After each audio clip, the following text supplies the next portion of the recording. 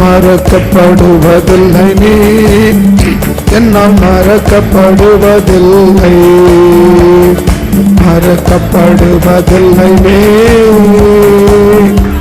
என்னால் மறக்கப்படுவதில்லை.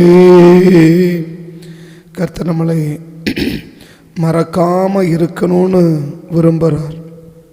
கர்த்தர் நம்மளை மறக்காம இருக்கணும்னு விரும்புகிறார். ஆனால் மறக்க மாட்டேன்னு சொல்கிறதுனால மறக்காமல் இருந்துடவும் மாட்டார் என்பதை நம்ம புரிஞ்சிக்கணும். இப்போ கர்த்தர் மறக்க மாட்டார்னா மறக்காமலே இருந்துருவார் அப்படின்னு நம்ம என்ன செஞ்சிடக்கூடாது, நம்ம அசால்ட்டாக இருந்துடக்கூடாது. கர்த்தர் மறக்கக்கூடாது என்பது கர்த்தருடைய விருப்பம். ஆனால் எப்போ ஒரு கர்த்தருடைய பிள்ளைகளை ஆண்டவர் மறப்பார்? எப்போ ஆண்டவர் ஒரு கர்த்தருடைய பிள்ளைகளை மறப்பார்? ஓசியா 4ஆம் அதிகாரம் 6வது வசனத்தை நம்ம பார்த்தோன்னா, ஓசியா 4ஆம் அதிகாரம் 6வது வசனத்தை நம்ம பார்த்தோன்னா, என் ஜனங்கள் அறிவில்லாமையினால் சங்காரமாகிறார்கள், நீ அறிவை வெறுத்தாய், ஆகையால் நீ என் ஆசாரியனா இராதபடிக்கு நானும் உன்னை வெறுத்து விடுவேன்.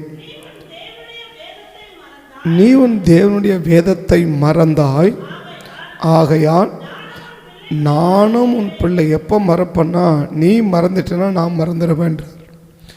ஒரு வரியில் சொல்லணும்னா, நீ என்னை மறந்தன்னா நான் உன்னை என்ன செஞ்சிருவேன், மறந்துடுவேன். உன்னை மட்டும் இல்லை, உன் பிள்ளைகளையும் மறந்துடுவேன், உன் சந்ததியை நான் என்ன செஞ்சிருவேன், மறந்துடுவேன். அப்போ நம்ம மறக்காமல் இருந்தால் தான் கர்த்தர் நம்மளை மறக்காமல் இருப்பார். நம்ம மறந்துட்டோம் அப்படின்னா கர்த்தர் நிச்சயமாக நம்மளை மறந்துடுவார். கர்த்தர் மறந்தால் நமக்கு என்ன, கர்த்தர் மறக்காட்டி நமக்கு என்ன அப்படின்னு ஒரு அசால்ட்டாக நம்ம என்ன செய்ய முடியாது, நம்ம இருந்துட முடியாது. நம்ம கர்த்தர் மறந்தால் நமக்கு என்ன, அவர் மறக்கலாம் நமக்கு என்ன அப்படின்னு ஒரு அசால்ட்டாக நம்ம என்ன செஞ்சிட முடியாதுன்னா இருக்க முடியாது. கர்த்தர் ஒரு மனுஷனை மறந்தார் அப்படின்னா, ஸோ ஒரு நாளும் நம்ம நினைக்கிற மாதிரி நம்மளை என்ன செய்ய மாட்டார்னா நம்ம வாழ முடியாது. நம்ம நினைக்கிற மாதிரி நம்மளை வாழ என்ன செய்ய முடியாது. நம்ம என்ன எதிர்பார்க்கிறோமோ நம்ம எதிர்பார்ப்புகளை கர்த்தர் நிறைவேற்ற மாட்டார். கர்த்தர் நம்மளை மறந்துட்டார்னா நம்ம எதிர்பார்ப்புகளை கர்த்தர் நிறைவேற்ற மாட்டார். ஏசாயா 17ஆம் அதிகாரம் 10வது வசனத்தையும் 11வது வசனத்தையும் பார்த்தீங்கன்னா, ஏசாயா 17ஆம் அதிகாரம் 10வது வசனத்தையும் 11வது வசனத்தையும் பார்த்தீங்கன்னா, உன் பெலனாகிய கண்மலையை நீ நினையாமலும் உன் இரட்சிப்பாகிய தேவனை நீ மறந்தாய், ஆதலால் நீ நேர்த்தியான நாற்றுகளை நட்டாலும் அந்நிய தேசத்து கன்றுகளை வைத்தாலும் பகற்காலத்தில் உன் நாற்றை வளரவும் விதியை முதைக்கவும் பண்ணினாலும் பலனை சேர்க்கும் நாளிலே துக்கமும் கடும் வேதனையுமே உன்னை அறுப்பா இருக்கின்றார். நீ எதிர்பார்க்கிற மாதிரி உன்னை என்ன செய்ய மாட்டேன்னா நான் உனக்கு எதிர்பார்க்கிற பலனை தரமாட்டேன். அதான் நீ எதிர்பார்க்கிற, நான் உன்னை மறந்துட்டேன் அப்படின்னா நீ எதிர்பார்க்கிற பலனை நான் உனக்கு என்ன செய்ய மாட்டேன், தரமாட்டேன். அப்போ அதுக்கு நேர் எதிர்மறையாக கர்த்தர் என்ன சொல்ல விரும்புகிறார், நீ எதிர்பார்க்கிற பலனை உனக்கு நான் தருவேன் அப்படின்னு கர்த்தர் விரும்புகிறார். நீ என்ன பலன் எதிர்பார்க்குறியோ அந்த பலனை நான் உனக்கு என்ன செய்வேன், உனக்கு தருவேன் அப்படின்றது கர்த்தருடைய விருப்பம். அதான் இன்றைக்கி சொல்கிறது, நீ என்கிட்ட என்ன பலனை எதிர்பார்க்குறியோ அந்த பலனை உனக்கு தருவேன். என்னிடத்தில் என்ன பலனை எதிர்பார்க்குறியோ, இல்லை நீ என்ன பலனை எதிர்பார்க்குறியோ அந்த பலனை உனக்கு தருவேன். அது கர்த்தருடைய விருப்பம். ஆனால் எப்போ நம்ம எதிர்பார்க்கிற பலன் நமக்கு கிடைக்காது அப்படின்னா நம்ம கர்த்தரை மறந்துட்டா நமக்கு கிடைக்காது. ஏன் அப்படின்னா நம்ம கர்த்தரை மறந்துட்டா அவர் நம்மளை என்ன செஞ்சிடறார், மறந்துடுறார். நம்ம ஆண்டவரை மறந்தோன்னா அவர் நம்மளை மறந்துடுறார். அப்போ நம்ம கர்த்தரை மறக்காமல் இருந்தால் தான் கர்த்தர் நம்மளை என்ன செய்ய மாட்டார்னா மறக்க மாட்டார். அப்போ நான் கர்த்தரை மறந்துட்டேன்னா மறக்கலையான்றது எதை வச்சு நான் தெரிஞ்சுக்கிறது, எதை வச்சு நான் தெரிஞ்சுக்கிறது? ஒரே வேத பகுதியிலிருந்து 3 காரியத்தை நான் சொல்லி முடிக்கிறேன். உபாகம் 8ஆம் அதிகாரத்துக்கு திருப்பினீங்கன்னா அந்த 8ஆம் அதிகாரத்தில் சொல்லப்பட்ட 3 காரியத்தை நம்முடைய வாழ்க்கையில் நாம் எப்போதும் என்ன செய்யணும், அது இருக்கும். அது இருந்தால் தான் கர்த்தரை நாம் என்ன செய்யலை, மறக்கவில்லை என்பதை நாம் என்ன செய்யணும், நாம் அறிஞ்சிக்கணும். அப்போ அந்த 3 விதமான சம்பவங்களும் நம்முடைய வாழ்க்கையில் இல்லை அப்படின்னா நம்ம கர்த்தரை என்ன செஞ்சிட்டோம், மறந்துட்டோம். கர்த்தரை ஏன் மறக்கக்கூடாது? கர்த்தர் மறக்காமல் இருப்பாருன்னா நிச்சயமாக மறக்க வாய்ப்புகள் இருக்குது. அவரே சொல்கிறாரு, நீ என் வேதத்தை மறந்தினா நான் என்ன செஞ்சிருவேன், உன் பிள்ளைகளை மறந்துடுவேன், இல்லைனா உன்னை என்ன செஞ்சிருவேன், மறந்துடுவேன். 2வது என்ன சொல்கிறாருன்னா, அப்போ கர்த்தர் மறந்தா என்ன, மறக்காட்டி என்ன, அவர் நினச்சாயினா நினைக்காட்டி நமக்கு என்ன, அவர் மறந்தா என்ன மறக்காட்டி நமக்கு என்ன போயிட்டு அப்படி நம்ம சொல்லிட்டு என்ன செய்ய முடியாது, அசால்ட்டாக இருந்துட முடியாது. ஏன் இருந்துட முடியாதுன்னா, கர்த்தர் நம்மளை மறந்துட்டாருன்னா நம்ம எதிர்பார்க்கிற பலனை நமக்கு ஆண்டவர் என்ன செய்ய மாட்டார், நமக்கு தரமாட்டார். நம்ம என்ன பலனை எதிர்பார்க்குறோமோ அந்த எதிர்பார்க்கிற பலன் நமக்கு கிடைக்காது. இன்றைக்கி நான் நல்ல பலனை எதிர்பார்க்குறேன், ஆனால் நான் எதிர்பார்க்குற பலன் எனக்கு கிடைக்கல அப்படின்னு இன்றைக்கி நம்ம உணர்வோம்னா, நம்ம தெரியுது அப்படின்னா நம்மளை கர்த்தர் மறந்துட்டார்னு அர்த்தம். நீ எவ்வளவு நேர்த்தியான நாற்றை நட்டாலும் சரி, நீ எவ்வளவு பிரயாசம் எடுத்தாலும் சரி, நீ காலையில் நைட்டு நீ என்ன வேணால் பிரயாசம் எடுத்தாலும் நம்ம எதிர்பார்க்கிற பலன் நமக்கு என்ன செய்யாது, கிடைக்காது. அதான் அந்த ஏசாயா 17:10-11 ரொம்ப அழகாக சொல்கிறேன். என்ன சொல்கிறாரு, அந்நிய தேசத்தை நாற்றை கொண்டு நடு, இல்லை நைட்டில் என்ன செய்ய, விதையை தூவு, விடியற் காலத்தில் விதையை என்ன பண்ணு, முளைக்க பண்ணு. நேர்த்தியான கரெக்டான சரியான பட்டத்தில் சரியான பதத்தில் நீ நாற்றை நட்டாலும் அறுவடையை சேர்க்கும்போது என்னவாக இருக்கும், துக்கமே உனக்கு அறுப்பாக இருக்குமே ஒழிய நீ எப்படி இருக்க முடியும், அந்த மகிழ்ச்சியான அறுவடையை நீ என்ன பண்ண முடியாது, பார்க்க முடியாதுன்றார். அப்போ என்ன எதிர்பார்ப்போடு அந்த விவசாயம் பண்ணுவார், என்ன எதிர்பார்ப்போடு நாற்றை நடுவார். அப்பா இந்த நல்ல பிரயாசப்பட்டிருக்கிறோம், அருமையான பட்டத்தை என்ன பண்ணியிருக்கிறோம், நாற்றை நட்டு இருக்கிறோம், நல்ல கரெக்டான பதம் இது, அந்த நல்ல விளைச்சல் நமக்கு வரும் அப்படின்னு நினச்சி தான் அந்த விவசாயம் என்ன பண்ணியிருப்ப நீ செய்வ. அது நல்லா வளரும், மாற்றே இல்லை, நல்லா வளரும், நல்லா முளைக்கும், நல்லா வளரும், பார்க்கும்போது சந்தோஷமாக இருக்கும். ஆனால் அறுவடை பண்ணும்போது எப்படி இருக்குன்னா உனக்கு பயங்கர துக்கமாக இருக்கும். நீ அறுவடையை பார்க்கும்போது எப்படி இருக்கும், விளையும் போது பார்க்கும்போது துக்கமாக இல்லை, முளைக்கும் போது பார்க்கும்போது துக்கமாக இல்லை, அறுவடை செய்யும் போது எப்படி இருக்கும், உனக்கு பயங்கர துக்கமாக இருக்கும். ஏன்னா நீ என்ன எதிர்பார்த்தியோ அந்த எதிர்பார்த்த பலன் அங்கே என்ன செய்யாது, உனக்கு இருக்காது. அதனால் உனக்கு என்னவாக இருக்கும், பயங்கர துக்கமாக இருக்குன்றார். அப்போ நம்ம எதிர்பார்க்கிற பலனை கர்த்தர் நமக்கு கொடுக்கணும்னா நம்ம கர்த்தர் என்ன செய்யக்கூடாது, மறக்கக்கூடாது. ஆண்டவர் நம்மளை மறக்கக்கூடாது. எப்போ ஆண்டவர் நம்மளை மறக்காமல் இருப்பார், நம்ம ஆண்டவரை மறக்காமல் இருந்தால் தான் அவர் நம்மளை மறக்காமல் இருப்பார். நான் மறந்துட்டாலும் அவர் மறக்காமல் இருப்பார்னா அப்படி இல்லை. அவரே சொல்கிறார், நீ என் வேதத்தை மறந்தீன்னா நான் உன் பிள்ளையை மறந்துடுவேன், அவன் பிள்ளைய மறந்துடுவேன். உன் பிள்ளைய மறந்தாலும் உன் பிள்ளை யார் பிள்ளை வந்தால் உன்னையும் கர்த்தர் மறக்காம பிள்ளையும் கர்த்தர் மறந்துடும். அப்போ நம்மளை கர்த்தர் மறக்கிறார். நம்ம மறக்காமல் இருந்தால் தான் கர்த்தர் நம்மளை என்ன செய்வார், மறக்க மாட்டான். அதான் உபாகம் அந்த 8ஆம் அதிகாரத்தில் அடிக்கடி சொல்லுவார், மறக்காத, கர்த்தரை மறக்காத, கர்த்தரை மறக்காத அப்படின்னு. எந்த காரியம் நமக்குள்ளே இல்லை அப்படின்னா நம் கர்த்தரை மறந்தோம். முதல் காரியம், கடந்த நாட்களில் கர்த்தர் நம்மளை நடத்தி கொண்டு வந்ததை நாம் நினைக்கவில்லை என்றால் நாம் கர்த்தரை மறந்து விட்டோம். கடந்த நாட்களில் நம்மளை தேவன் நடத்தி கொண்டு வந்ததை, அதாவது கடந்த காலத்தை நாம் நினைக்காவிட்டால் கர்த்தர் நம்ம கர்த்தரை மறந்து விட்டோம்னு அர்த்தம். கடந்த நாட்களில் நம்ம எப்படி இருந்தோம், எவ்வளோ கஷ்டத்தை இருந்ததும்பா, கர்த்தர் கிருபையாக நடத்தின்னு வந்துட்டாருப்பா, கர்த்தர் கிருபையாக நடத்தி வந்துட்டாருப்பா அப்படின்னு சொல்லி கடந்த நாட்களில் கடந்த காலங்களில் கர்த்தர் நம்மளை நடத்தி கொண்டு வந்த காரியத்தை நான் திரும்பி பார்க்கல, நான் நினச்சி பார்க்கல அப்படின்னா நான் கர்த்தரை மறந்து விட்டேன். உபாகமும் 8ஆம் அதிகாரம் 16வது வசனத்தை பாருங்க. உன் பிதாக்கள் அறியாத மன்னாவினால் உன்னை போஷித்து வனாந்தரத்திலே உன்னை போஷித்து வந்தவருமான உன் தேவனாய கர்த்தரை மறவாயாக. அப்போ எப்போ மறந்துட்டுன்னு அர்த்தம்? முன் நாட்களில், அதாவது கடந்த காலத்தில் கர்த்தர் நம்மளை எப்படி நடத்தினாரு. என்னை மண்ணாமல் சாப்பாடே இல்லாமல் இருந்தோம், வனாந்தரத்தில் இருந்தோம், சாப்பாட்டுக்கு வழி இல்லாமல் இருந்தோம், உடுத்த உடை இல்லாமல் இருந்தோம், வியாதியில் இருந்தோம், பலவீனத்தில் இருந்தோம், கஷ்டத்தில் இருந்தோம். இதை எப்போ சொல்லுவேன்னா, யாருக்காவது சாட்சி சொல்கிறதா தான் சொல்லுவோம். அதை இதை எப்போ நினைப்போம்? யாருக்காவது சாட்சி சொல்கிறதுன்னா ரொம்ப நாங்கள் கஷ்டம் கத்தனால் ஆசிர்வச்சாருன்னு எப்போ சொல்லுவோம்னா, ஒரு சாட்சி சொல்லும் போது மட்டும்தான் சொல்லுவோம்.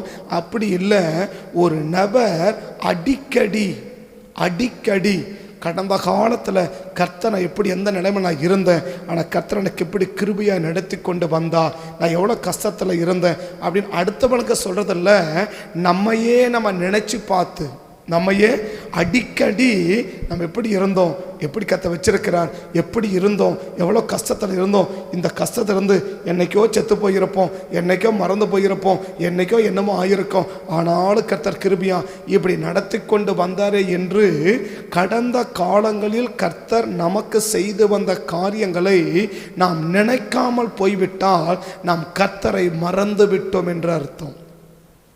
அதான் அழகாக மென்ஷன் பண்ண. என்ன மென்ஷன் பண்ணுறான்? உன் பிதாக்கள் தெரியாது, அந்த மண்ணானே அவனுக்கு என்னன்னு தெரியாது, மண்ணான்னா என்னன்னே அவனுக்கு தெரியாது. வனாந்தரத்தில் இத்தனை லட்சம் மக்களுக்கு அவனுக்கு பூர்த்தியான அளவுக்கு தேவையான அளவுக்கு சாப்பாடை கொடுத்தாரு. அந்த சாப்பாடு என்ன செய்யலை? இஸ்ரவேல் கோத்திரத்தை பலவீனப்பட்டவன் ஒருத்தங்க கூட இல்லை, யாருக்கும் வியாதி இல்லை, யாருக்கும் நோய் வரல, அப்படிப்பட்ட நல்ல உணவை அவனுக்கு கொடுத்து அவனை போஷித்து வந்தாருப்பா. இது நீ என்ன பண்ணிடாத, மறந்துடாத. எதை மறந்துடாத? கடந்த நாட்களில் கர்த்தர் உங்களை நடத்தி கொண்டு வந்ததை நீ மறக்காத. அப்போ என்ன பண்ணு? அடிக்கடி நினைச்சுப்பார், அடிக்கடி நினைச்சப்பார். இன்னைக்கு நிறைய பேர் ஏற்றி விட்டு ஏணியை நினைக்கவே மாட்டாங்க. ஏணினால தான் என்ன செஞ்சு வரோம்? மேலே ஏறி போகிறோம் இல்லையா? அந்த ஏணி என்ன செய்யவே மாட்டாங்க.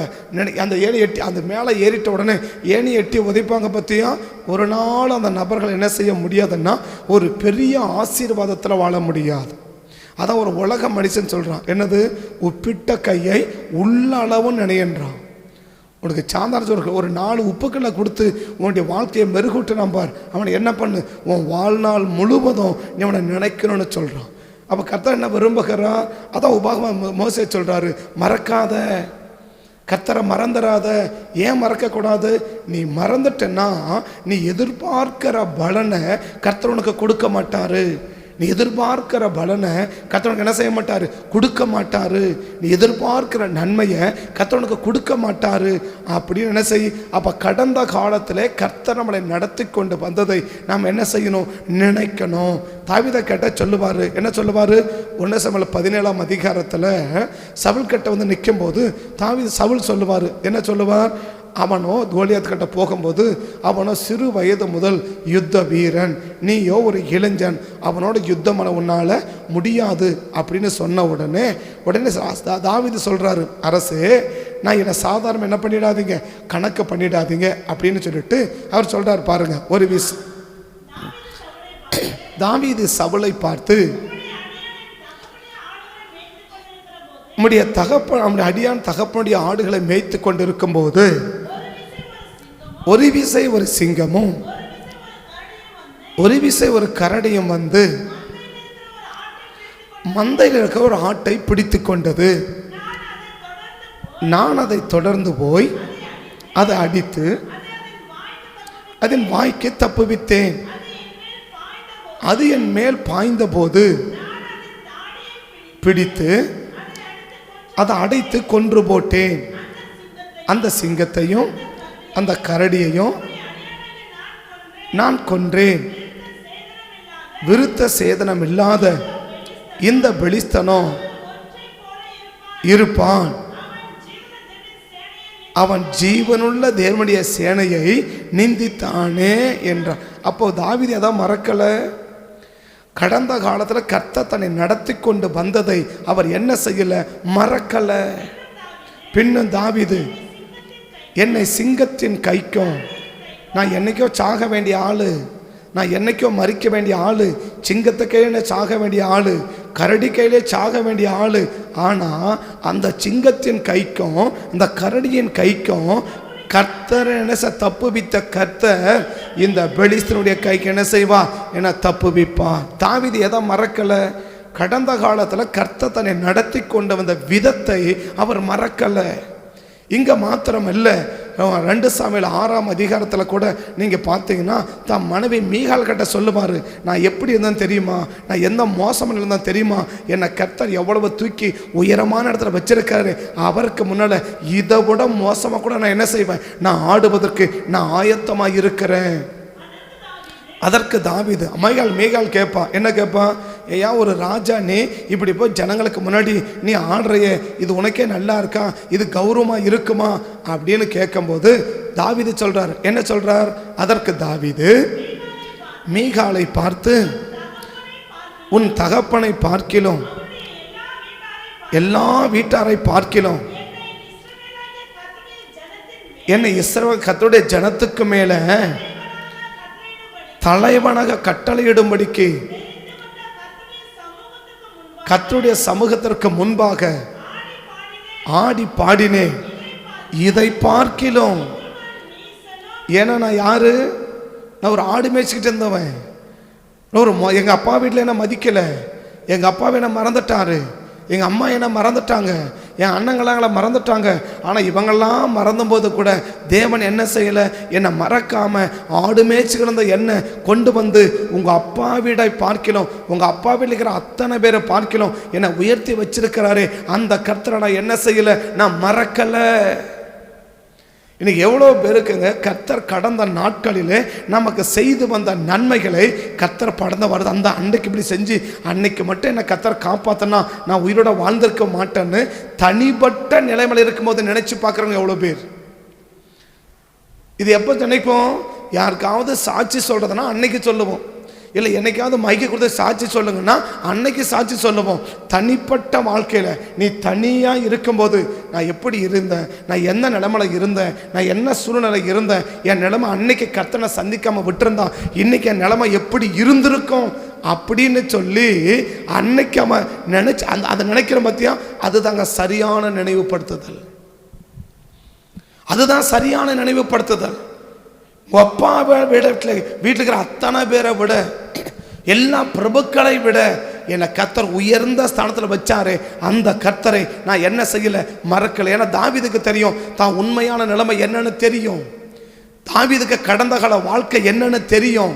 இந்த கடந்த கால வாழ்க்கை வந்த அந்த வாழ்க்கை இன்னைக்கு மறந்துட்டோம். இன்னைக்கு உலக மனுஷன் தான் சொல்லுவான், அர்ப்பனுக்கு வாழ்வு வந்தா அர்த்தராத்திரில் கொடைபிடிப்பான்னு. அற்பமாக எனக்கு எண்ணப்பட்டவன் அவனுக்கு வாழ்வு கிடைச்சிச்சு. அவன் எதை நினைக்கல, அந்த அற்பமான அந்த வாழ்வு என்ன செய்யலை, நினைக்கவே இல்லை. இன்னைக்கு ஒரு நாளும் கடந்த நாட்களில் கர்த்தர் நம்மளை நடத்தி கொண்டு வந்த விதத்தை நீ தனியாக இருக்கும்போது, 4 பேர்கிட்ட பேசும்போது இல்லை, சபையில் சாட்சி சொல்லும் போது இல்லை, யார்கிட்டே சொல்லும்போது இல்லை, நீ தனியாக இருக்கும்போது நான் எந்த நிலைமையில் இருந்தேன், என்ன சூழ்நிலை இருந்தேன், எப்படிப்பட்ட நிலைமையில் இருந்தேன், கர்த்தர் அந்த நிலைமையிலிருந்து என்னை தூக்கி ஒவ்வொரு நாளும் இப்படியெல்லாம் நடத்தி வந்தாரே அப்படின்னு தனியாக இருக்கும்போது அடிக்கடி அடிக்கடி அடிக்கடி நினைத்து பார்க்கிற அனுபவம் இல்லைன்னா நாம் கர்த்தரை மறந்து விட்டோம். அப்படி மறந்த ஒவ்வொருவனுக்கும் கர்த்தன் எதிர்பார்க்கிற பலனை கொடுக்க முடியாது, எதிர்பார்த்தமான கொடுக்க முடியாது. கர்த்தரை மாத்திரமல்ல, கர்த்தர் யாரை பயன்படுத்தினாரோ அவங்களாம் எங்களுக்கு இப்படி உழைச்சவங்க, அவங்களாம் அப்படி எங்களுக்கு செஞ்சவங்க, அவங்களாம் அப்படி நடத்தினவங்க அப்படின்னு சொல்லி நமக்கு வாழ்க்கைக்கு மெருகூட்டப்பட்ட ஒவ்வொரு காரியத்தையும் நாம் என்ன செஞ்சு பார்க்கணும், நினைச்சு பார்க்கணும். தனியாக இருக்கும்போது, குழுவாக இருக்கும்போது இல்லை, நல்பட கூடி பேசும்போது இல்லை. எத்தனை பேருக்கு தனியாக நீங்கள் இருக்கும்போது, நீங்கள் தனியாக நடக்கும்போது, இல்லை ட்ராவல் பண்ணும்போது, இல்லை வீட்டில் இருக்கும்போது, அப்படி ஏதோ ஒரு இடத்துல இருக்கும்போது நம்ம ஆண்டவர் எந்த நிலைமை நம்ம இருந்தோம், ஆனால் கர்த்தரை நினச்சி இப்படியெல்லாம் கர்த்தர் நடத்தி வந்தார், இவங்களை அனுப்பி இவங்களை சொல்ல வச்சு இது மூலமாக நடிச்சிச்சு, இவங்களாம் ஜெபிக்க வச்சு கர்த்தர் கிருபை செஞ்சு இன்னைக்கு கர்த்தர் நம்மளை இந்த சூழ்நிலையில் கொண்டு வந்து நிறுத்திருக்கிறாருன்னு அடிக்கடி நான் சொல்கிறேன், அட்லீஸ்ட் ஒரு வாரத்துக்கு ஒரு முறையாவது தன்னுடைய கடந்த காலத்தில் நடந்த நிகழ்வுகளை கர்த்தர் நடத்தி கொண்டு வந்த பாதையை நினைத்து பார்க்கிற அனுபவம் இருக்குமானால் கர்த்தரை நாம் மறக்கவில்லைன்னு அர்த்தம். இல்லை மாதம் அட்லீஸ்ட் 7 நாளில் ஒரு நாள் கூட கொஞ்ச நேரம் கூட கடந்த காலத்தில் கர்த்தர் நடத்தி வந்த பாதையை நாம் நினைக்கவில்லை என்றால் நாம் கர்த்தரை மறந்து விட்டோம் என்று அர்த்தம். கர்த்தர் ஒரு நாளும் என்ன செய்யக்கூடாது, மறக்கக்கூடாது. தாவீதை ஏன் கர்த்தர் தூக்கி மேலே வச்சிருக்கிறாரு? தாவீதை ஏன் கர்த்தர் அவ்வளவு எல்லாத்துக்கும் வச்சிருக்கிறாரு? அப்படி இன்னைக்கும் இல்லை, அவர் சாதாரண நிமிடம் போது கர்த்தரை மறக்கலை. ஒரு பெரிய ராஜாவாக இருக்கும்போது கர்த்தர் என்ன செய்யலை, இன்னும் ராஜாவாகலை, ராஜாவாகிறதுக்கு முன்னாடியும் மறக்கலை, ராஜாவான பிறகும் மறக்கலை. தாவீதுடைய வாழ்க்கையில் ஆரம்ப நாள் முதல் கடைசி வரைக்கும் கர்த்தர் தன்னை கடந்த காலத்தில் நடத்தி கொண்டு வந்த அனுபவங்களை அவர் மறக்கவே இல்லை. அதனால் தாவீதுக்கு என்ன செய்ய முடியுது, அவர் எதிர்பார்க்கிற பலனை அவருக்கு கொடுக்க முடியுது.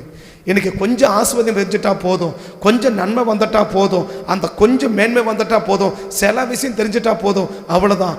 ஏற்றி விட்ட ஏணிகளை இன்னைக்கு எட்டி உதச்சிட்டு போவதற்கு இன்னைக்கு ஜனங்கள் ஆயத்தமாக இருக்கிறாங்க.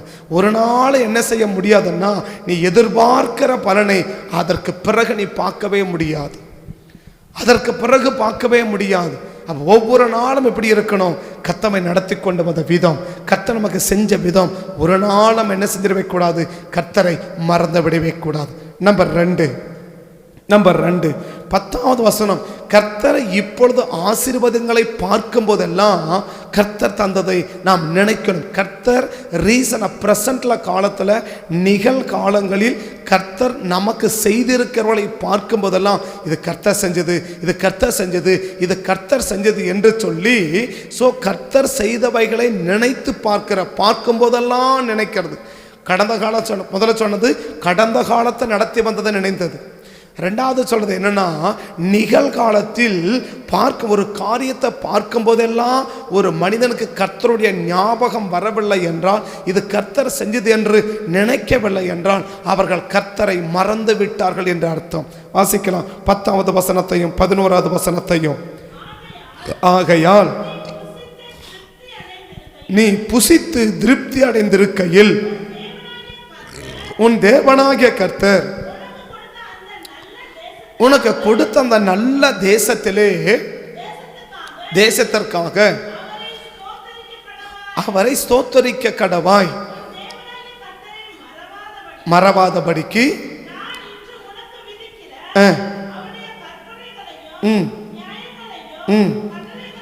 12வது வசனம் கூட,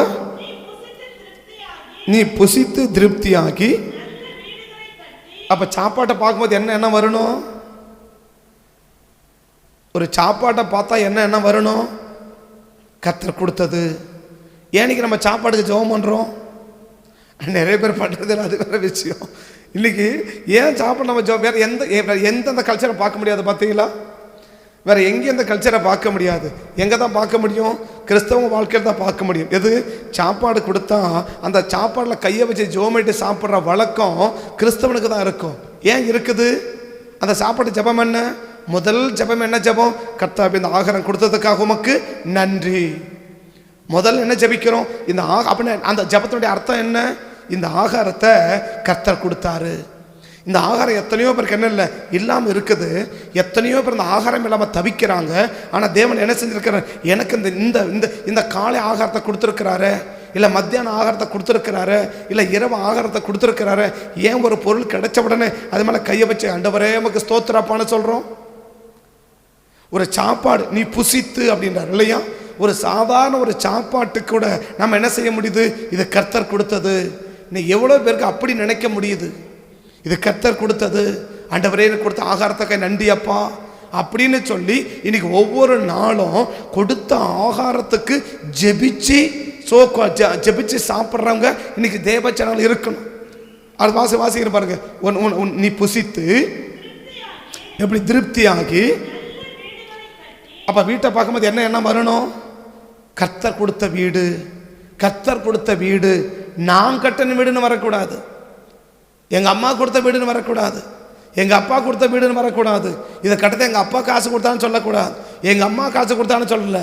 எதை கொடுக்கணும், கர்த்தர் கொடுத்த வீடு, கர்த்தர் கொடுத்த வீடு, கர்த்தர் கொடுத்த இடம், கர்த்தர் கொடுத்தது, கர்த்தர் கொடுத்தது. எத்தனை பேருக்கு ஒரு பொருளை பார்த்தா இது கர்த்தர் கொடுத்தது, இது கர்த்தர் கொடுத்தது அப்படின்னு நினைவுக்கு வருது. எதை பார்த்தாலும் சரி இல்லையா, ஒரு பொருளை வாங்கின என்ன செய்கிறோம், நம்ம ஜெபம் பண்ணுறோம் இல்லை. ஒரு பொருளை வாங்கின என்ன செய்கிறோம், ஒரு ஜெபம் பண்ணுறோம். எதுக்கு ஜெபம் பண்ணுறோம்? அந்த ஜெபத்துடைய முதல் வார்த்தை என்ன? ஆண்டவரே கொடுத்த இந்த வாகனத்துக்காய் நன்றி, நீ கொடுத்த இந்த பொருளுக்காய் நன்றி, நீ கொடுத்த இந்த காரியங்களுக்காய் நன்றி. எவ்வளோ பேருக்கு அப்படி ஒரு ஜெபிச்சு அதை எடுக்கிறதுக்கு அனுபவம் வருது. நான் ஞாயிற்றுக்கிழமை ஜெபத்துக்கு வேற அர்த்தம் சொன்னேன் இல்லையா. ஒரு பொருளை வாங்கினோன்னா நம்ம என்ன செய்கிறோம், ஜெபம் பண்ணுறோம். ஏன் ஜெபிக்கிறோன்றதுக்கு ஞாயிற்றுக்கிழமை வேற அர்த்தத்தை சொன்னேன். ஞாயிற்றுக்கிழமை வேற அர்த்தத்தை சொன்னேன் இல்லையா. ஞாயிற்றுக்கிழமை 5 மணி ஆராதனைக்கு ஒரு பொருளை வாங்கணும் என்ன செய்கிறோம், நம்ம ஜெபம் பண்ணுறோம். ஏன் ஜெபம் பண்ணணும் அப்படின்னு அதுக்கு வேற அர்த்தத்தை சொன்னேன். யார் ஜெபிக்கணுமோ அவங்க ஜெபிக்கணும். ஏன் ஜெபிக்கணும்? அந்த பொருள் பல பேர் என்ன செஞ்சுருப்பாங்க, தொட்டு இருப்பாங்க. அவங்க யாராக இருப்பாங்க? ஒருவேளை சபிக்கப்பட்டவங்களா இருக்கலாம், தேவ கோபத்தில் இருந்தவங்களா இருக்கலாம். அவங்க தொடும்போது அவங்க மேலே இருக்கிற அந்த பிரசன்னம் என்ன செய்யும், இந்த பொருளை அப்படியே பிடிச்சிக்கும். இந்த பொருள் நம்ம வீட்டுக்கு வருமானா இந்த பொருள் என்னவாகும், நமக்கு அது சாபமாக முடியும், அது தேவ கோபமாக மாறும். அதனால தான் வீட்டுக்கு அந்த பொருள் வந்த உடனே யார் ஜெபிக்கணும், யார் அந்த பொருளை சுத்திகரிப்பதற்கு அதிகாரம் பெற்றிருக்கிறாரோ அவங்க ஜெபிக்கணும். இன்னைக்கு அதெல்லாம் இன்னைக்கு விட்டு போச்சு. அது இன்னைக்கெல்லாம் தெரியல. அது தெரியலன்னு விட சொல்கிறதா இல்லை தெரிஞ்சிக்கலன்னு சொல்கிறதான்னு தெரியல. அவங்க கையை வச்சு என்ன செய்யணும், ஜெபிக்கணும். எதுக்கு ஜெபிக்கணும் அப்படின்னா, இப்போ இவங்க கையில் என்ன இருக்குது, இப்போ அதை தொடறாங்க இல்லையா, ஏன் அந்த நபர் ஜெபிக்கணும்? தீமோத்தேயு பவுல் சொல்லுவார், என்ன சொல்லுவார், பரிசுத்தமான கைகளை உயர்த்தி எல்லா இடங்களும் ஜெபம் பண்ணுங்க சொல்லுவார் இல்லையா. பரிசுத்தமான கைகளை உயர்த்தி எல்லா புருஷர்கள் தங்கள் பரிசுத்தமான கைகளை உயர்த்தி எல்லா இடத்தையும் ஜெபிக்க கடவர்கள் அப்படி சொல்லுவார் இல்லையா.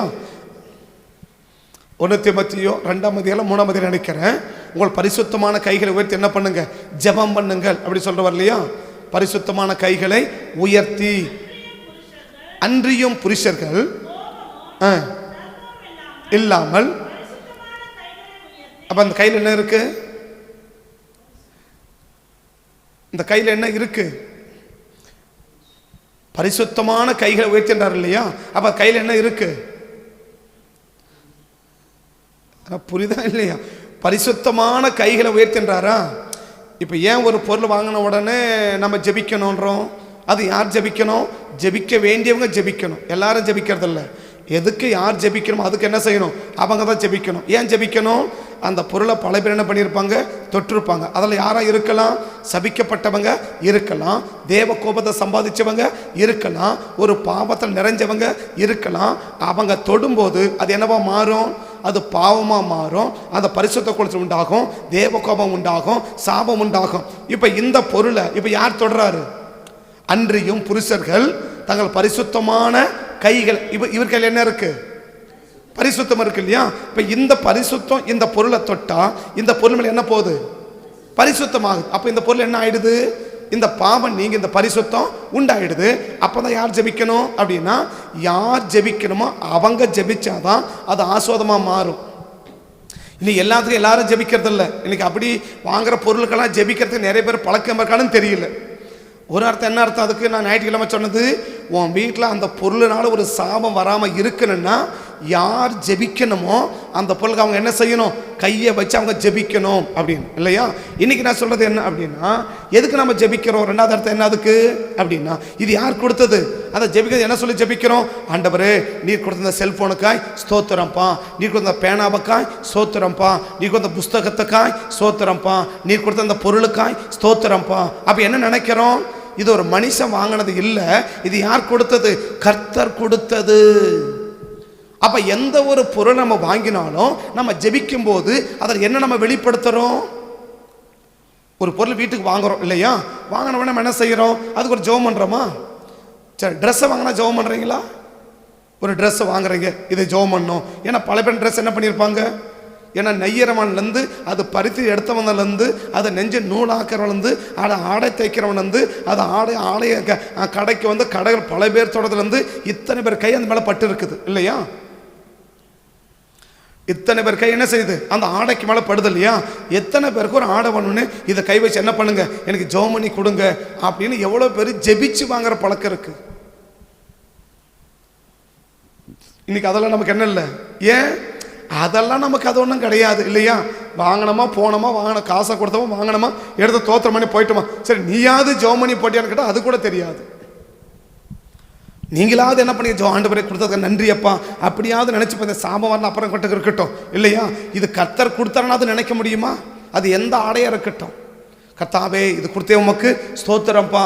ஒரு பொருளை பார்க்கும் போதெல்லாம் எவ்வளோ பேருக்கு இது கர்த்தர் கொடுத்தது. சாதாரண ஒரு கர்ச்சிப்பாக இருக்கட்டுமே, ஒரு கர்ச்சிப்பு இருக்கட்டுமே, அந்த கர்ச்சிப்பு பார்க்கும் போதெல்லாம் இது கர்த்தர் கொடுத்தது, இது கர்த்தர் கொடுத்தது. ஒரு பேனாவை பார்த்தா இது கர்த்தர் கொடுத்தது, இந்த பொருளை பார்த்தா இது கர்த்தர் கொடுத்தது அப்படின்னு சொல்லி பார்க்கும் போதெல்லாம் எவ்வளோ பேருக்கு கர்த்தரை நினைக்கிறோமோ அவங்க தான் கர்த்தரை மறக்கலை. ஏதோ ஞாயிற்று 2 தோத்திரம் பண்ணிட்டு போயிட்டா கர்த்தரை மறக்காம இருக்குன்னு அர்த்தம் இல்லை. அவர் சொல்றார், என்ன சொல்றாரு? நீ நல்ல வீட்டில் குடியிருக்கும் போது, நல்ல சாப்பாடு சாப்பிடும் போது, நல்ல ஆகாரத்தில் இருக்கும்போது, நல்ல உணவு இருக்கும்போது, பொன்னையும் வெள்ளியும் பல ஆடு மாடுகள் எல்லாவற்றையும் நீ சுபதரித்திருக்கும் போது நீ என்ன செய்யாத? கர்த்தரை மறக்காத. அப்பனா ஒரு ஆட்டை பார்த்தா என்ன வரணும்? கர்த்தர் கொடுத்தது. ஒரு மாட்டை பார்த்தா என்ன வரணும்? கர்த்தர் கொடுத்தது. ஒரு வாகனத்தை பார்த்தா என்ன வரணும்? கர்த்தர் கொடுத்தது. ஒரு ஆடையை பார்த்தா என்ன வரணும்? கர்த்தர் கொடுத்தது. சாப்பாட்டை பார்த்தா என்ன வரணும்? கர்த்தர் கொடுத்தது. ஏன் குடிக்கிற தண்ணியை பார்த்தா என்ன வரணும்? கர்த்தர் கொடுத்தது. இன்னைக்கு பார்க்கிற பொருளையெல்லாம் இது கர்த்தர் கொடுத்தது, கர்த்தர் கொடுத்தது, கர்த்தர் கொடுத்தது. எப்போ பார்த்தாலும் சரிங்க. ஏதோ வாங்கும் போது மட்டும் இல்லை, அந்த பொருளை எப்போ பார்த்தாலும் சரி, எந்த சூழ்நிலையில பார்த்தாலும் சரி, கர்த்தர் கொடுத்தது, கர்த்தர் கொடுத்தது.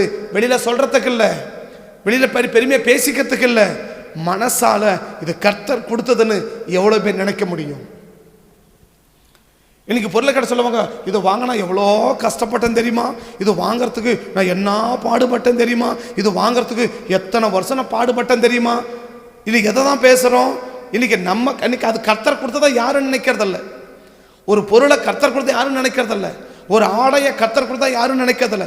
ஒரு சட்டையை கர்த்தர் தான் கொடுத்தா யாரும் நினைக்கிறதில்ல. ஒரு சேரையை கர்த்தர் தான் கொடுத்தான்னு யாரும் நினைக்கிறதில்ல. எனது எங்கள் அப்பா வாங்கி கொடுத்தாரு, எங்கள் அம்மா வாங்கி கொடுத்தாங்க, எங்கள் அண்ணன் வாங்கி கொடுத்தாங்க, அவங்க கொடுத்தாங்க, இவங்க கொடுத்தாங்க சொல்கிற மாதிரியா? கர்த்தர் கொடுத்தான்னு எத்தனை பேர் வாயில் வருது? எதை பார்த்தாலும் சரி, இந்த பூமியில நீ எந்த பொருளை பார்த்தாலும் சரி, கர்த்தர் உன் கையில கொடுத்திருக்கிற அத்தனை பொருளும் எந்த பொருளை பார்த்தாலும் சரி சொல்லணும் கர்த்தர் கொடுத்தது. நீ வெளியில சொல்லிக்கிறதுக்கு இல்லை, உன் உள்ளான மனசு நினைக்கணும் இது கர்த்தர் கொடுத்தது, இது கர்த்தர் கொடுத்தது, இது கர்த்தர் கொடுத்தது. கர்த்தர் கொடுத்தது, கர்த்தர் கொடுத்ததுன்னு நீ பார்க்கிற அத்தனை பொருளையும் பார்க்கும்போது இந்த நினைவுகளும் இந்த உள் உணர்வுகளும் நமக்குள் வரவில்லை என்றால் நாம் கர்த்தரை மறந்து விட்டோம். நம்ம கர்த்தரை மறந்துட்டோம், நம்ம கர்த்தரை மறந்துட்டோம். தாவீதை கேட்ட சொல்லுவாரு, 1 நாளாகமம் 29ஆம் அதிகாரத்தில் தாவீதை கேட்ட சொல்லுவாரு, என்ன சொல்லுவாரு? ஏகப்பட்ட தங்கத்தை பார்த்து சொல்லுவாரு. என்ன சொல்றாரு? 1 நாளாகமம் 29ல் தாவீது சொல்றாரு பாருங்க, வாஞ்சையினால்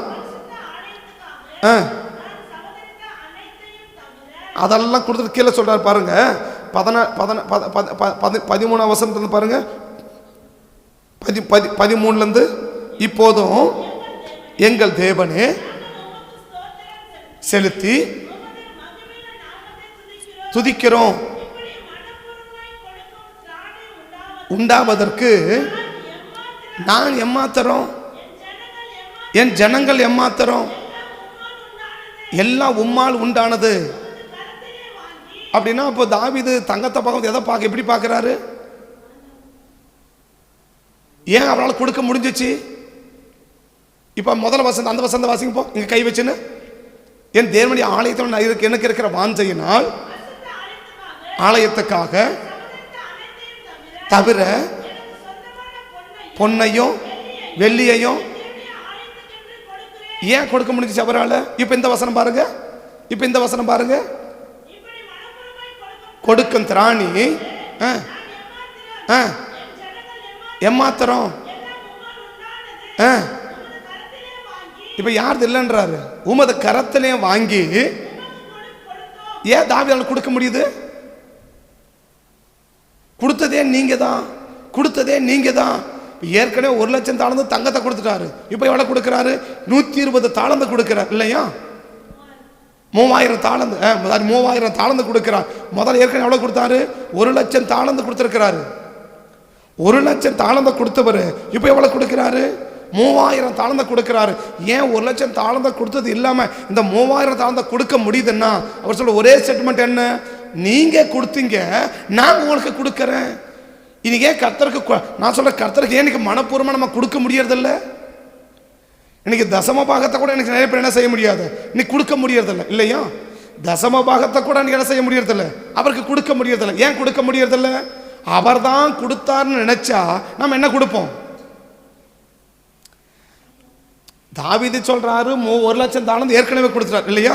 24ஆம் அதிகாரத்திலையா, 24ஆம் அதிகாரம் பாருங்க, 24ஆம் அதிகாரத்தில் 24வது அதிகாரத்தில் வாங்க, 24 26 24 தான் நினைக்கிறேன், 1 நாளாகமத்திலேயே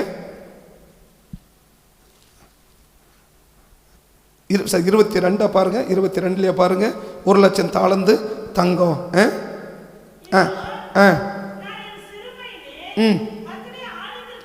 22:14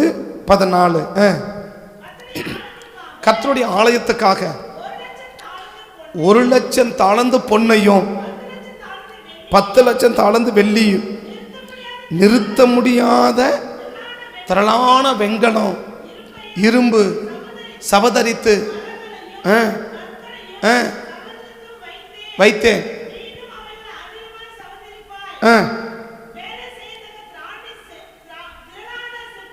திரளான பணத்தை மட்டும் சேர்க்க வச்சல, திரளான சிற்பாச்சாரிகளையும் தச்சரும் கல் தச்சரும் எந்த வேலையிலும் நிபுணனானவனும் உன்னோடு இருக்கிறான்னு சொல்றான். இவ்வளோ சேர்த்து வச்சுட்டேன், இவ்வளோ கொடுத்து முடிச்சுட்டாரு, ஆனால் ஒன்றும் என்ன செய்யலை, அந்த ஆர்வம் அடங்கலை. ஏன் அடங்கலை?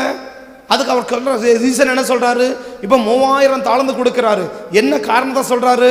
வேற ஒரு காரணம் இல்லைங்க, இது ஒன்று கூட என்ன கிடையாது, நான் சம்பாதிச்சது கிடையாது, இதில் ஒன்று கூட நான் சம்பாதிச்சது கிடையாது, நீ ஒன்று கூட என்ன கிடையாது, நான் சம்பாதிச்சது கிடையாது, உங்கள் கையில் வாங்கினது. அப்போ தங்கத்தை பார்க்கும்போது தாவீதுக்கு என்ன தோணுது?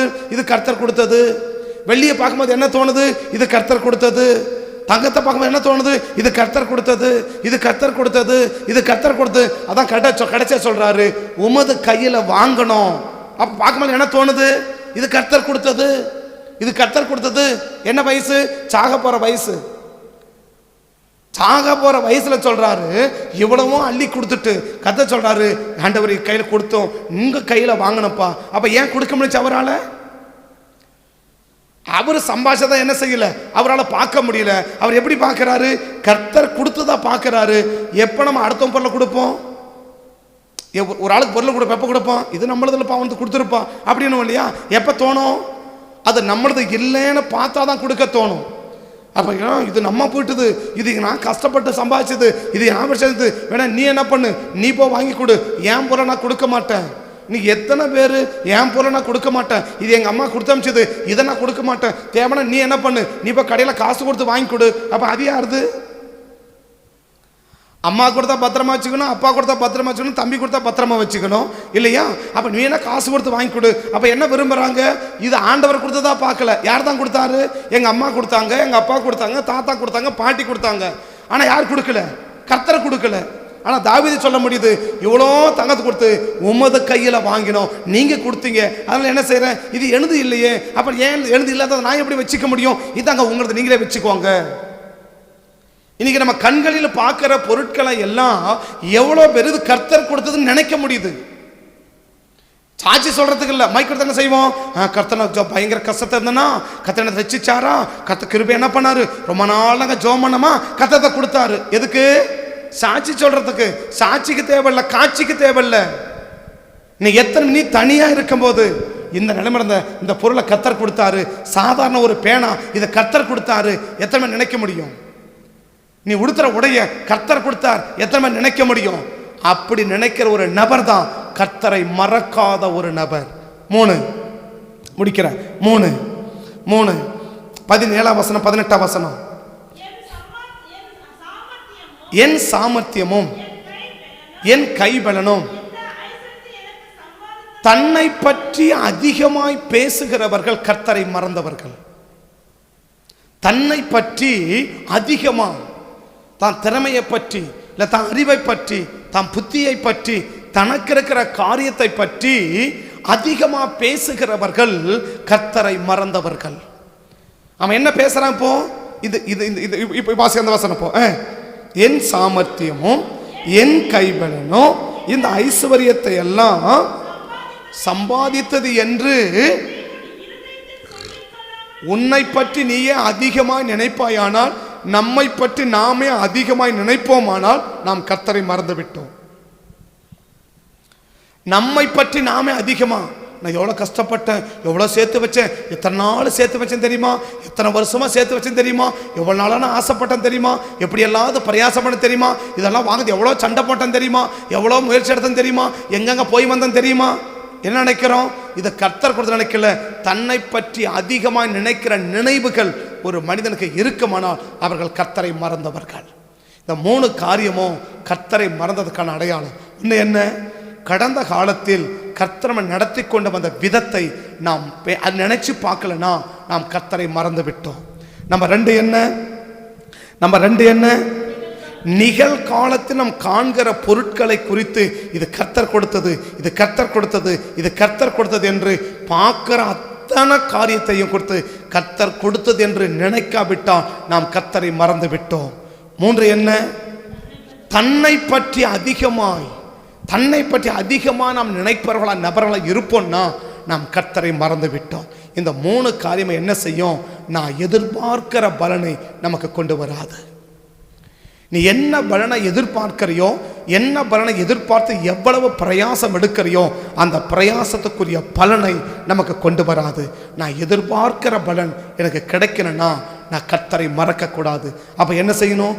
கடந்த காலத்தில் கர்த்தர் நடத்தி கொண்டது பாதை, நான் எந்த நிலைமையில் இருந்தேன், கர்த்தனை எப்படி வச்சிருக்கிறா, எந்த நிலைமையில் இருந்தேன், என்னை எப்படி வச்சிருக்கிற என்று கடந்த காலத்தில் கர்த்தர் நடத்தி கொண்டு வந்ததை நீ தனியாக இருக்கும்போது, மற்றவங்களோட பேசும்போது இல்லை, தனியாக இருக்கும்போது உன் மனதிலே அடிக்கடி நினைப்பாயானால் நீ கர்த்தரை மறக்கவில்லை. நம்ம 2 என்ன? ஸோ தான் பார்க்கும்போது எவ்வளவோ சிரமப்பட்டிருக்கோம், பட் பார்க்குற எல்லா பொருளையும் இது கர்த்தர் கொடுத்தது, இது கர்த்தர் கொடுத்தது, இது கர்த்தர் கொடுத்தது என்று உன்னால் நினைக்கலனாக்க ஸோ நீ கர்த்தரை மறந்துட்ட. அப்படி நினைப்பது கிடையாதுன்னா தாவீதால ஏன் அவ்வளோ கொடுக்க முடிஞ்சிச்சு? கர்த்தர் கொடுத்தாரியா, அவர் கொடுத்தது அவருக்கு கொடு, அவர் கொடுத்தது நீ அவருக்கு என்ன செய்ய மாட்டேங்கிற, கொடுக்க மாட்டேங்கிறியே, ஏன் அவங்களுக்கு என்ன செய்ய மாட்டேங்கிறோம், தர மாட்டேங்கிறோமே அப்படி நினைவுறோம். அதை நம்மளதுன்னு நினைக்கும் போது தான் நம்மளை என்ன செய்ய முடியாது, நம்மளதே மற்றவங்களுக்கு கொடுக்கணும் அப்படி நினைப்போம். இன்னைக்கு தேவனுக்கு அதிகமாக ஒரு நபர் கொடுக்கலன்னா அவங்க கர்த்தரை மறந்துட்டாங்கன்னு அர்த்தம். அட்லீஸ்ட் அவங்க கொடுக்க வேண்டிய தசம பாகத்தை கூட சரியான விதத்தில் கொடுக்கலன்னா அவங்க கர்த்தரை மறந்தவர்கள் என்று அர்த்தம். தேவனுக்கு செலுத்த வேண்டிய தசம பாகத்தை கூட நீங்க என்ன செய்ய முடியல, கொடுக்க முடியலனா அவங்க கர்த்தரை மறந்தவர்கள். ஏன்னா கர்த்தர் கொடுத்தா சொன்னாங்க, அவங்க கர்த்தர் கொடுத்துருப்பாங்களே, அவங்க என்ன பார்க்கல, கர்த்தர் கொடுத்தவங்க என்ன செய்யல, பார்க்கல. 3வது என்ன? தன்னை பற்றி அதிகமா நான் எப்படி ஓடினேன், எவ்வளோ கஷ்டப்பட்டேன், எவ்வளோ பசங்க, நான் போனேன், நான் வந்தேன், நான் பார்த்தேன், நான் நின்னேன், நான் உட்காந்தேன். இன்னைக்கு என்னது நான் தான். இன்னைக்கு ஒருமையில் ஒரு நபர் தன்னை பற்றி பேசுவோம்னா நம்ம கர்த்தரை மறந்தவன்னு அர்த்தம். இன்னும் விளக்க வச்சா ஒருமையில் என்ன செய்யக்கூடாது, நம்மளை பற்றி நான் போனேன், நான் வந்தேன், நாங்கன்னு கூட பேச மாட்டாங்க. நான் போனேன், நான் வந்தேன், நான் பண்ணேன். இன்னைக்கு நான் தான் பேசிட்டு போக முடியும். இன்னைக்கு என்ன நாங்கன்னு கூட பேச மாட்டாங்க, நாங்கன்னு கூட பேச மாட்டாங்க. அந்த கூட்டில் அந்த குழுவில் சேர மாட்டாங்க. நான் அப்படி தனியாக போய் நின்றுக்குவாங்க. இது என்ன அடையாளம்? கர்த்தர் என்ன செய்யலை, மறந்துட்டாரு. கர்த்தரை ஒன்றும் செய்யலை, நான் தான் செஞ்சேன். அப்போ நான் தான் செஞ்சேன்னா யார் அங்கே மறக்கப்பட்டா? கர்த்தர் மறக்கப்பட்டா. கர்த்தரை மறந்ததுக்கு இந்த 3 அடையாளம். இன்றைக்கு இந்த 3 அடையாளமும் நமக்குள்ள ஒன்று இருந்தால் கூட கர்த்தர் நம்ம எதிர்பார்க்கிற பலனை கர்த்தர் கொடுக்க மாட்டான். அதை உமாசி சொல்ற அந்த அதிகாரத்தில் அடிக்கடி சொல்றாரு, கர்த்தரை மறக்காத. நீ எவ்வளவு நல்ல நிலைமைக்கு வந்தாலும் சரி, எதை மறக்காத, கடந்த காலத்தில் நடந்தது மறக்காத, நிகழ்காலத்தில் பார்க்குற பொருட்களை பார்க்கும்போது அதை மறந்துடாத. கண்டாது என்ன? உன்னை பற்றி அதிகமாக என்ன பண்ணிடாத, பேசாத. உன்னை பற்றி அதிகமாக என்ன பண்ணாத, யோசிக்காத. இதை 3 செஞ்சுனா நீ கர்த்தரை மறந்துட்ட.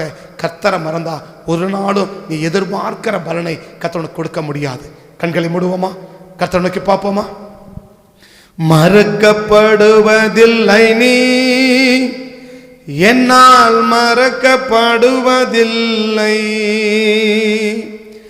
மறக்கப்படுவதில்லை நீ, என்னால் மறக்கப்படுவதில்லை. கலங்காதே என் மகனே, கைவிடனா மனிதனல்ல. கர்த்தர் மறக்க கூடாதுன்னு விரும்புகிறார். அவர் மறக்காம இருக்கிறதும் மறக்கிறதும் நம்ம கையில் தான் இருக்கு. அவர் மறக்காம இருக்கணும்னா நம்ம மறக்கக்கூடாது.